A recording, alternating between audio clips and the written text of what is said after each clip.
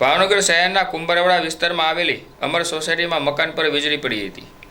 બપોર બાદ અચાનક જ વાતાવરણમાં પલટો આવતા વીજળીના કડાકા ભડાકા સાથે વરસાદ શરૂ થયો હતો, જે સાથે ભાવનગરના અમર સોસાયટીમાં એક મકાનમાં વીજળી પડતા મકાનની દિવાલો થોડોક ભાગ ધરાશયી થયો હતો, તેમજ મકાનમાં રહેલું વાયરિંગ ઇલેક્ટ્રોનિક સામાનને વ્યાપક નુકસાન થયું હતું, તેમજ બાજુમાં રહેલ હીરાના કારખાનામાં પણ વ્યાપક નુકસાન થવા પામ્યું હતું। સદનસીબે કોઈ જાનહાનિ થઈ ન હતી।